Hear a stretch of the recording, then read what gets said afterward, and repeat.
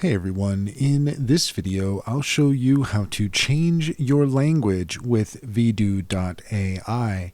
In order to do so, first off, if you go to Vidu AI, then you should be met with a screen similar to this one.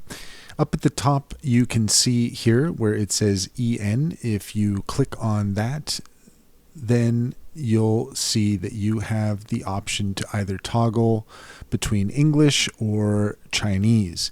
Now, if you are looking to change your language to something else, if you go to the account option here and go to profile, you're not going to find any options related to changing the language.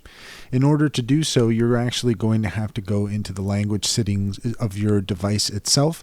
So if you're on PC, what you can do is go to the bottom left-hand corner and type in the search language. And if you do, then you should see your language settings show up in the results here. If you click on that, then from here you can select the language that you're looking for under this drop down. If you don't see that there, then you can add a language. So just by clicking add a language, then you'll see that you have a variety of languages here to choose from.